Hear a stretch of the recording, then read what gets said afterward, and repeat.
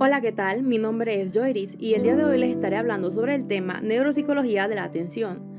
Así que comencemos. La estructura de la atención es la encargada de realizar el proceso de selección de la información dentro del sistema nervioso, siendo el elemento fundamental que articula todos los procesos cognitivos. La atención es parte de los procesos básicos psicológicos y psicológicos superiores. En los básicos encontramos la atención, la memoria, la sensación de percepción, mientras que en los procesos superiores encontramos la memoria de pensamiento, lenguaje y las funciones ejecutivas, para que lo tengamos en cuenta. ¿Ok? El sistema activado reticular ascendente, que se compone por todo lo que es el daño cerebral, el sistema límbico, que nos permite a nosotros estar alertas en ese primer espacio, y la atención va a depender mucho del componente de motivación, y más cuando hablamos de la atención sostenida. De esta manera, la estructura de la atención nos permite a nosotros la selección de información porque está ligada a la motivación, pero tú decides qué atiendes y qué no atiendes, qué tomas y qué no dejas, qué para ti es importante, y eso hace que se genere un filtro y la atención esté trabajando con el proceso de memoria. Hay personas que dicen, olvido las cosas, no sé dónde las dejo las cosas aquí y luego pues no las recuerdo.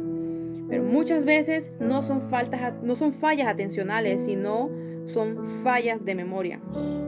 Bueno, la atención no es un proceso unitario, sino un sistema funcional complejo, dinámico, multimodal y jerárquico que facilita el proceso de la información, seleccionando los estímulos pertinentes para realizar una determinada actividad sensorial, cognitiva o motora. La estructura supramodal de la atención se articula en tres niveles de complejidad creciente, como lo son el estado de alerta, atención sostenida y la atención selectiva. En el estado de alerta, también denominado como vigilancia, es la base fundamental de los procesos atencionales y constituye su nivel más elemental y primario. Recibe la información externa e interna, te prepara para lo que va a pasar y para enfrentar el peligro o oírlo. Es lo que te permite que seas más consciente en el sueño. En ese estado de vigilancia soñamos que abrimos la puerta de la casa y aparecemos en el centro comercial y luego aparecemos en otro lugar. En la atención tónica estamos hablando de que hay un umbral de vigilancia mínimo que se necesita para mantener la realización de una tarea prolongada. Implica cambios más lentos en la disponibilidad del organismo para procesar estímulos. Se manifiesta además en tareas como los protectores de radar, las tareas donde se requiere un sostenimiento de la atención sobre una fuente de señales a la espera de la aparición de una señal, también llamada vigilancia, atención vigilante o mantenimiento de la atención. Mientras que si hablamos de la atención fásica, nos referimos a la capacidad de dar una respuesta ante algún estímulo relevante que se presenta de manera sorpresiva e inesperada. Se trata de una respuesta biológica inesperada que activa los circuitos talámicos frontales y las áreas amigdalino-hipocámpicas. La alerta fásica se vincula con la respuesta de orientación, que es la primera reacción del organismo frente a un estímulo inusual, inesperado y novedoso, lo que provoca que se preste atención a la fuente de procedencia de dicho estímulo. En resumidas cuentas, es un estado transitorio de preparación para procesar un estímulo en una situación específica. Dentro del carácter principal tenemos la rápida elevación del estado de elevación. Entonces, por ejemplo, estamos hablando del aumento de la alerta fásica en señales. Como dice Portellano, un ejemplo, cuando se encuentra en la señal de partida, en las competencias deportivas donde dicen preparados, listos, ya. Entonces, el otro componente de la atención sostenida, estamos hablando de una actividad cognitiva voluntaria y que se percibe a partir de los estímulos sensoriales, los sentidos pues. Entonces, depende mucho de la motivación y que implica cuidado de vigilancia, además solicitud. Y obviamente habíamos dicho que la función de la atención es un filtro de los estímulos ambientales, decidiendo cuáles son los más relevantes y dando prioridades por medio de la concentración de la actividad psíquica sobre el objetivo. Entonces, aquí en el tema de la atención sostenida es la capacidad mediante la cual el foco atencional se puede mantener resistiendo al incremento de la fatiga y a las condiciones de distractibilidad. Por ejemplo, un chico de 6, 7 u 8 años que está en la capacidad de permanecer en la clase, aunque la clase parezca muy aburrida. Si el chico se fatiga con facilidad y empieza la inquietud motora a pararse del puesto, ya estaríamos hablando de un caso de hiperactividad e impulsividad.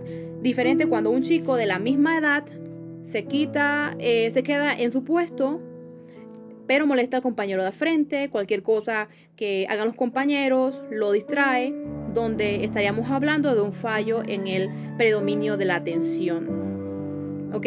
La atención sostenida es se sostiene cuando se sostiene la atención por un largo periodo de tiempo, como lo son 2 horas de clase, por ejemplo. En la atención selectiva es la expresión más filtrada de la atención. Comprende la capacidad para seleccionar y activar los procesos cognitivos sobre aquellos estímulos o actividades que interesan, anulando los que no son relevantes. Esta nos permite no distraernos mientras estamos dando una clase, aunque esté pasando alguien por fuera del aula. En la atención focalizada nos permite detectar rápidamente un estímulo relevante, y en la atención dividida corresponde y responde simultáneamente a diferentes estímulos y tareas o demandas diferentes durante la realización de una misma tarea, como hablar con un acompañante y mirar por el espejo retrovisor o controlar los pedales mientras conducimos.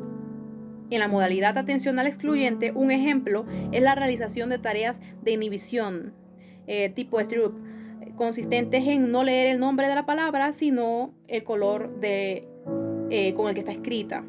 En la modalidad atencional alternante es la capacidad de cambiar de foco atencional de una tarea a otra, y estas exigen distintas respuestas cognitivas, y se tiene un control para que la información se atienda de forma selectiva.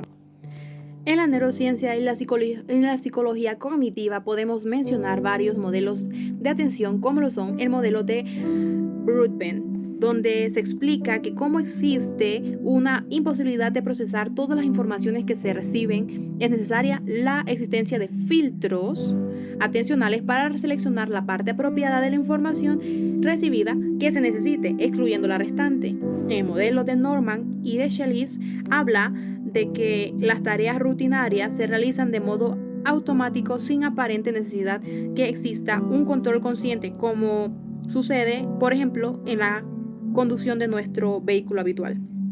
El procesamiento controlado se activa cuando aparece una situación distinta en el ambiente o cuando tenemos que aprender una nueva tarea, la que hay que prestar atención. En el modelo de Mesulam podemos proponer un modelo atencional de 4 componentes: el sistema reticular relacionado con el mantenimiento del nivel de alerta y vigilancia, el sistema límbico y giro cingulado, responsables de los aspectos motivacionales de los procesos atencionales, y el sistema frontal, responsable que coordina los programas motores, y el sistema parietal, encargado de realizar la representación o mapa sensorial interno. El modelo de Posner y Peterson dice que existe una jerarquización de la atención de tal modo que el sistema anterior ejerce control sobre el posterior, siempre y cuando éste esté ocupado con el procedimiento de otro material, o sea, siempre y cuando no esté ocupado con el procedimiento de otro material. Entonces, en las bases neurales de los procesos atencionales, las bases neurobiológicas estarían ubicadas en cada una de las unidades funcionales. El nivel de alerta o vigilancia correspondía a la primera unidad funcional. La segunda unidad funcional sería responsable del control sensorial de la atención. La tercera unidad funcional, situada en el lóbulo frontal, sería la sede del sistema supervisor atencional de control motor. La formación reticular troncoencefálica y talámica. Gracias a la formación reticular disponemos de un adecuado nivel de alerta que nos permite desarrollar los procesos atencionales, empezando por el procesamiento sensorial de los estímulos que acceden al cerebro. El sistema reticular ascendente ejerce influencia excitatoria sobre el tálamo, y este a su vez la hace sobre el córtex cerebral. Tanto la alerta tónica como la alerta fásica dependen de la integridad de la formación reticular. El tálamo está implicado en dirigir activamente cada estímulo. hacia los canales perceptivos apropiados, así como la regulación de la intensidad de los estímulos gracias a los núcleos reticulares que posee. Si mencionamos los ganglios basales, estos establecen un puente entre la formación reticular de la corteza cerebral y el sistema límbico, el giro cingulado y el córtex heteromodal. El lóbulo parietal es el responsable de preparar los mapas sensoriales necesarios para el control de la atención. El área prefrontal es el final del trayecto de la vía atencional, desarrollando numerosas subfunciones estrechamente ligadas al control de la atención. En las asimetrías hemisféricas, en el control de la atención existe un predominio funcional del hemisferio derecho en el control de la atención, que guarda estrecha relación con la mayor importancia que tiene el lóbulo parietal derecho en los procesos atencionales. Evaluación de la atención. En ocasiones tiene límites difíciles de establecer, como los procesos cognitivos, como las funciones ejecutivas, la memoria o el lenguaje. Es necesario observar la conducta del paciente viendo su nivel de alerta y posible presencia de otros trastornos que pueden afectar a su respuesta psicofísica. Hay que evaluar su grado de orientación autopsíquica y alopsíquica, así como la velocidad de procesamiento, ya que el déficit atencional puede disminuir el rendimiento cognitivo. Evaluar diversos rasgos como falta de concentración, fatiga, distracción o disminución en la respuesta de orientación. Ahora mencionamos la patología de la atención. Entre estas, el mutismo asinético, que es un severo trastorno atencional que define una grave alteración del estado de vigilancia, que se acompaña de una profunda apatía, falta de iniciativa psíquica, motora o verbal e indiferencia frente a todo tipo de estímulos. Los pacientes carecen de movimientos espontáneos y no responden a órdenes, preguntas o estímulos, permaneciendo en silencio de forma permanente. Podemos mencionar también el síndrome de heminegligencia. Es un trastorno atencional. El sujeto ignora sistemáticamente la mitad de su espacio atencional. Consta del fracaso en atender a los estímulos visuales, táctiles o auditivos presentados en el lado opuesto a la lesión, sin que pueda atribuirse a un daño cerebral en las áreas primarias ni a dificultades de ejecución motora. Podemos mencionar el estado confusional, que es un trastorno orgánico cerebral de la presentación súbita, curso fluctuante y duración general breve, que se produce como consecuencia de la claudicación mental del enfermo, con manifestación de la hipertensión, taquicardia y temblores. Puede ser reversible, excepto cuando aparece en las fases terminales de una enfermedad. Ahora, el trastorno por déficit de atención, sus características nucleares son dificultad para mantener la atención, impulsividad e hiperactividad, aunque también son frecuentes otros síntomas no nucleares como dificultades de aprendizaje, alteraciones emocionales y trastornos de conducta. Y bueno, eso sería todo por ahora. Le agradezco su atención.